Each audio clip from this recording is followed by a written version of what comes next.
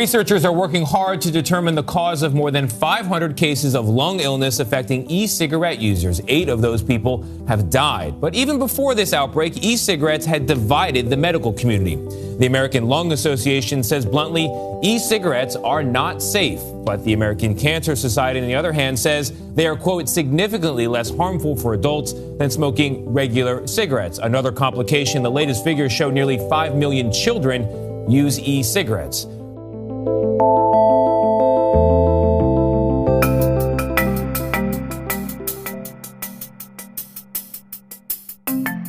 Hello and welcome to another season of the Merck Manuals Medical Myths podcast.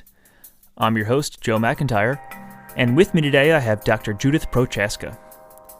Dr. Prochaska is a professor in the Department of Medicine at Stanford University with the Stanford Prevention Research Center and a member of the Stanford Cancer Institute. Dr. Prochaska is a licensed clinical psychologist as well with a focus in addiction medicine. Dr. Prochaska, thanks for being here. Thank you for having me, Joe. So we have Dr. Prochaska on to talk about a topic that has been discussed widely in the news and also at schools, quite frankly, across the U.S., this topic of vaping, and specifically childhood vaping versus smoking, and how those two topics differ and how, in many instances, they're similar. So, Dr. Prochaska, I'm going to start with maybe a seemingly easy question, but I'm sure that has a complicated answer. Is vaping just as bad for your health as smoking is? Is it healthier or is it worse? Few things in this world are as harmful as a combustible cigarette that you're lighting and burning and then inhaling the smoke. So it should be that vaping is less harmful than a cigarette for the individual. Some caveats are that e-cigarettes are not well regulated, so they come in very different shapes and forms. And they also haven't been on the market for very long, so we don't have a solid understanding of their long-term effects. But when studies are done and look at the chemicals that are in, say, the urine of individuals who vape versus smoke, those harmful factors that we see tend to be at lower levels among those who vape versus smoke. Now, we all know that vaping and smoking are different. They physically look different when you're smoking them. What is the chemical difference, I suppose, between vaping and smoking? One of the differences, because again, you're not burning, you don't have carbon monoxide. So that's a key difference between the smoke versus the aerosol that you breathe in. However, both can have volatile organic compounds, which we call VOCs. Both can have cancer-causing chemicals, heavy metals. And both tend to have nicotine. So that's the addictive constituent in tobacco, be it delivered from a cigarette or from an e-cigarette. Now, a myth that we see quite a lot online and asked every so often on the Merck Manuals is this idea that vaping actually makes the smoker consume more nicotine than versus a typical cigarette. Is that true? So, it all depends on how much you use it. So, again, e-cigarettes come in very different shapes and sizes and different nicotine levels or different nicotine strengths. One that has been very popular in the marketplace, including among youth, is Juul. And a 5% Juul pod, which may sound like it's not very high, 5%, it's actually equal to about a pack of cigarettes.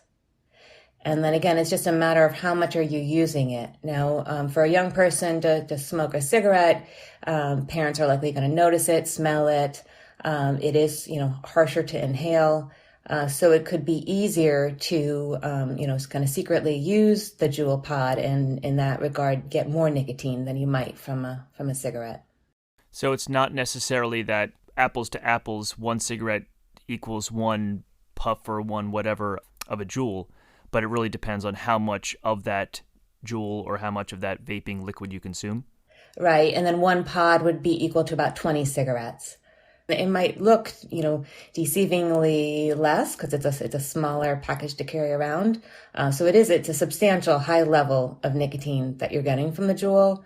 It also can be deceiving because again, it's a smoother way to inhale it. It's often flavored by it used to be mango and cool cucumber and menthol mint. So it can seem again less harsh, easier to take more in than say from a cigarette. Now, you just mentioned those flavorings, whether it be mango or cucumber or caramel or whatever it may be.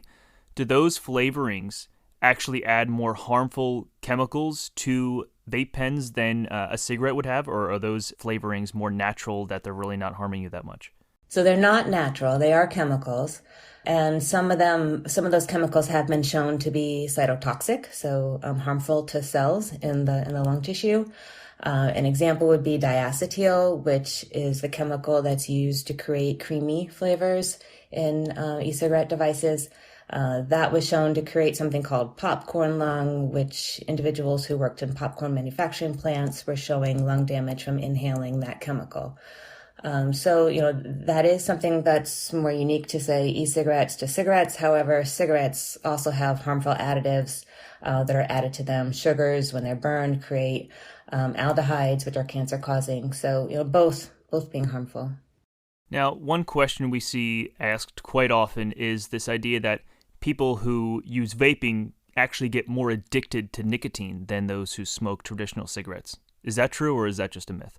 I would say we don't quite know yet. So you cannot randomize novices to e-cigs versus cigs. That would be unethical to initiate use of an addictive substance that can cause harm. So we don't have the kind of data you might like in terms of a randomized design and seeing over time who uses it more compulsively, has a difficult time quitting, and so forth. So what we are seeing is that, a rapid uptake of e-cigarettes among young people to a far greater extent than they are using combustible cigarettes, and that's been the concern.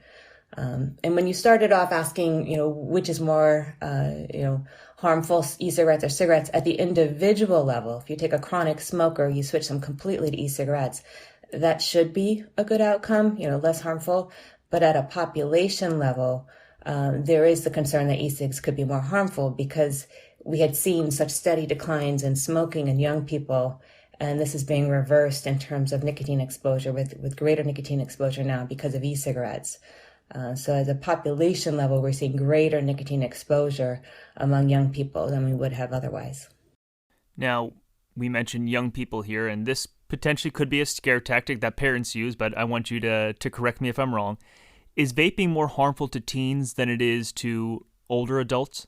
Yeah, no, I fully endorse that, yes. So the developing brain, your brain continues to develop into the mid-20s, and in particular the frontal lobe region, which is where there's decision-making capabilities, impulse control, and kind of reward centers. And so you want to protect the brain until it's fully developed because it's still forming and prioritizing pathways.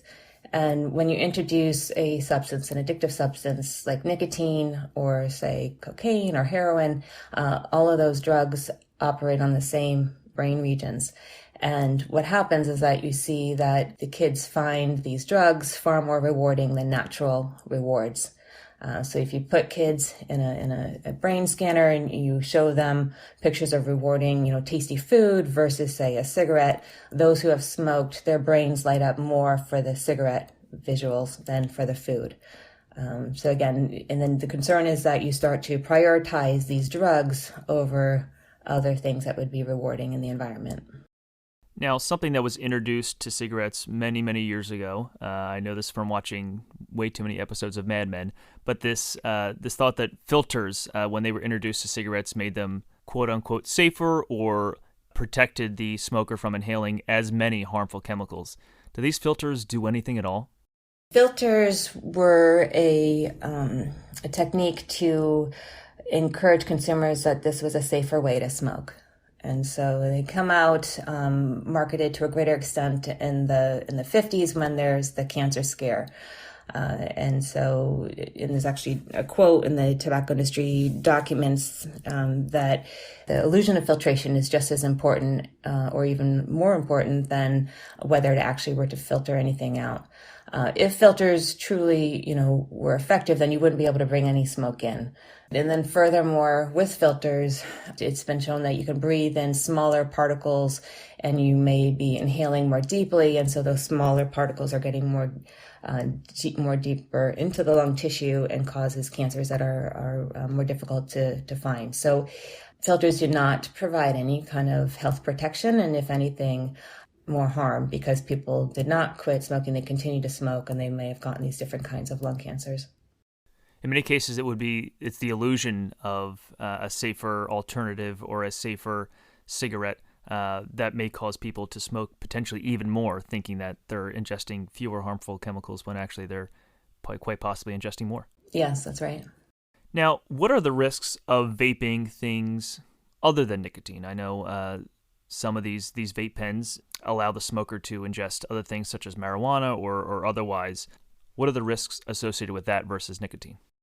Right. So, you'd have the potential harms of the substance that you're vaping. So, the whatever that drug may be. The other kind of more specific thing is that there are different cutting agents used for certain substances.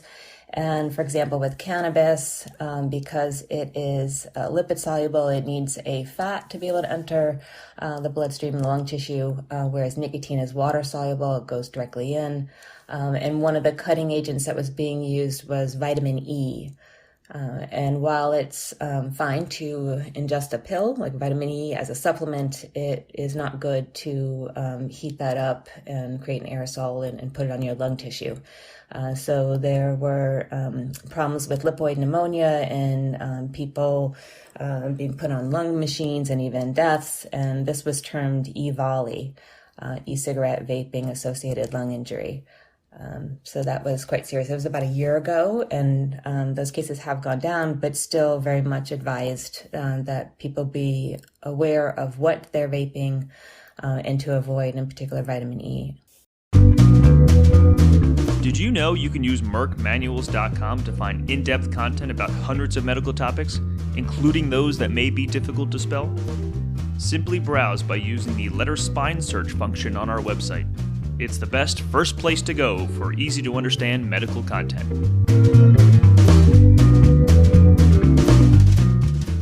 Now, you had mentioned a little while ago that vaping would potentially be less harmful for a long-term smoker than smoking traditional cigarettes. As someone who's an addiction expert, would you, I don't know if the word is recommend, but would you say that vaping is an effective smoking cessation tool? We don't know. The jury's still out. The way e-cigarettes came into the market in the U.S., there was some litigation against it to try to stop it because nicotine's a drug. And ultimately, the courts allowed e-cigarettes to stay in the marketplace because they were deemed a tobacco product.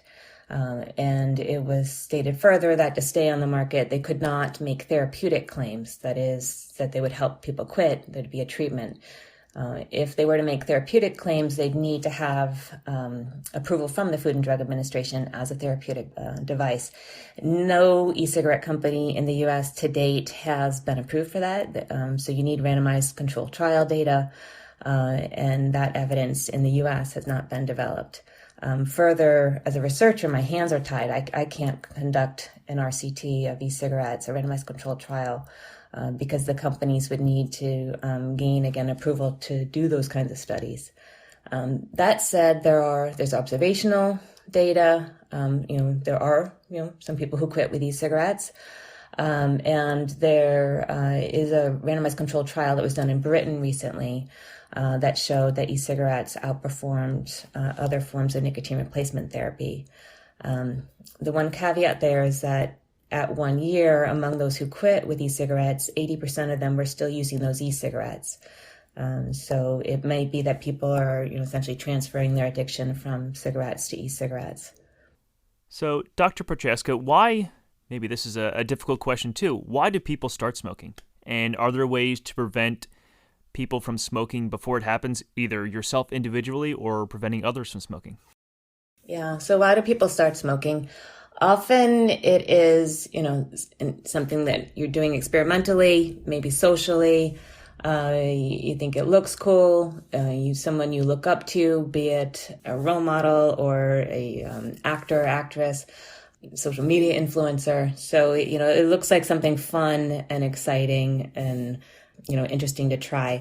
What starts as experimenting, though, if you continue it, it does start to change your brain. So what we see is that these receptors in your brain, acetylcholine receptors, they upregulate, and they're also called nicotinic receptors because nicotine binds to them.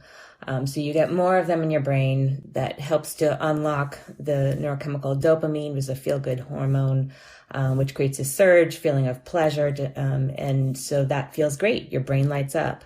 Problem is that nicotine doesn't last very long in the brain. Half-life is about 2 hours. It goes away and your brain gets hungry for the nicotine. Where's the nicotine? And so what felt good now feels badly, and you become, hungry, craving for that drug.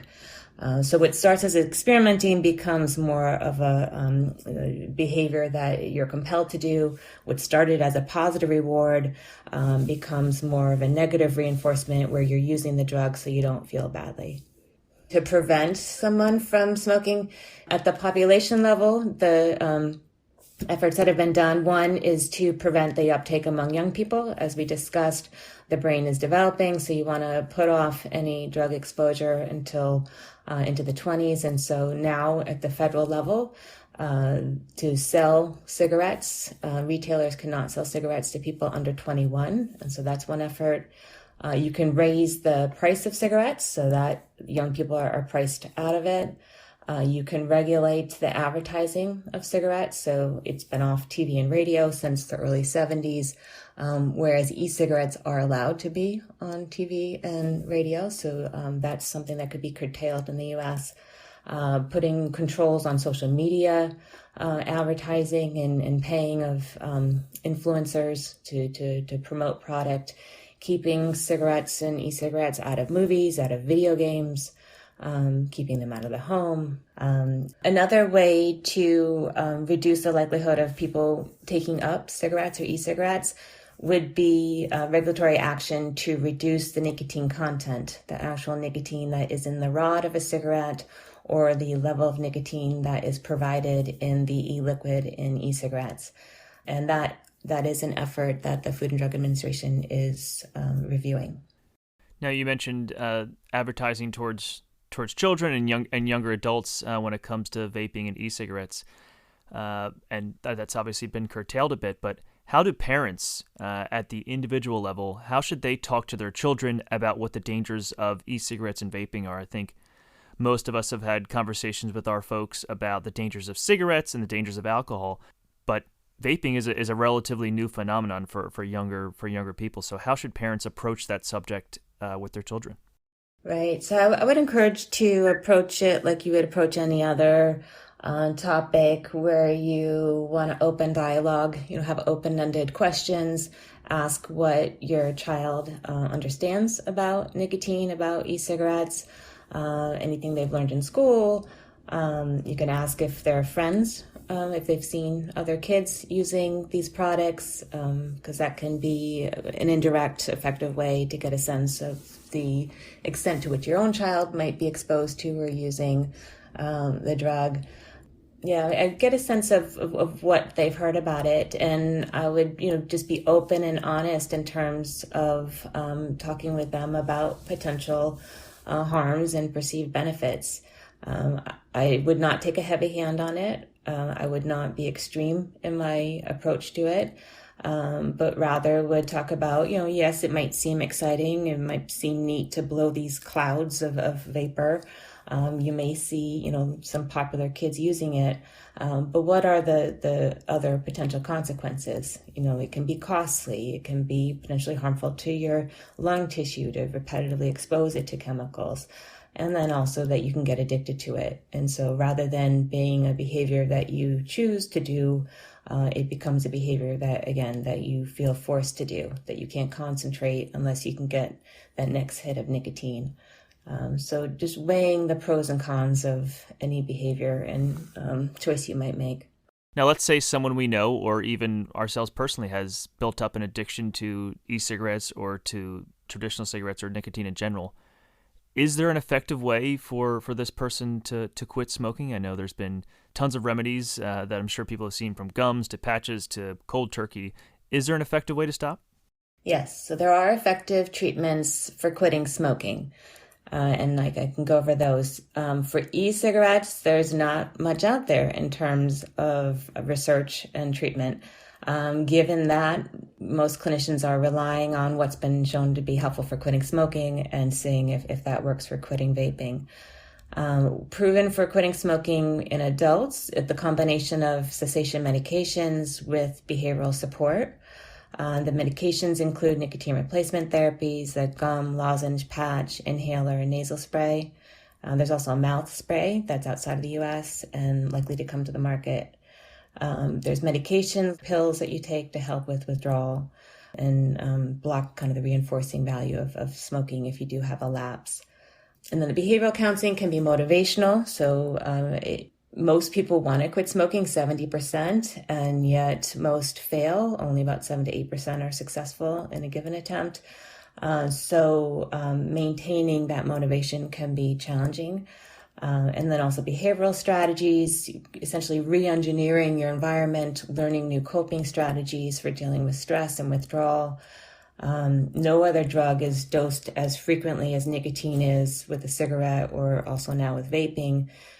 So that constant hit to the brain of nicotine that rewards so many activities become conditioned to the drug nicotine. So you get up in the morning, you take a hit, you're having your coffee, you take a hit, you're driving the car, you take a hit.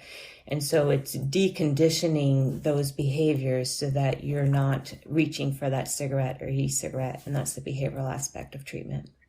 Now, as we wrap up this episode, I want you to tell me, if you can, where individuals can go if they're looking for information about how to stop smoking, how to quit, or how to talk to their children, or how to learn more about the dangers of e-cigarettes and vaping. Where should people go? Online, highly recommend the National Cancer Institute's smokefree.gov. That's a website, it's a texting program, it's apps, they have a quit line as well. They've got tailored content for teens, for women, for older adults, for veterans, Spanish language. So it's a really excellent evidence-based resource for quitting smoking or helping people who you know to get treatment. The quit line, also highly recommend. That's 1-800-QUIT-NOW. That's a national number that when you call, you're directed via your area code to your state resources. They provide counseling by trained coaches. They can provide local referrals. Some counties provide free cessation medications. So that's a great resource as well. And of course, Dr. Prochaska, as an author of the Merck Manuals, you recently released an editorial talking about just this topic, the dangers of smoking versus vaping, which is available on merckmanuals.com and msdmanuals.com for those outside the U.S. and Canada. Well, Dr. Prochaska, thank you so much for joining us on this episode. I think it was really, really enlightening to hear not just about the dangers of smoking versus vaping, but how to quit and how to prevent people from starting these habits before they even begin. So, as a sign-off, as we say at the Merck Manuals, medical knowledge is power. Pass it on. Thank you so much.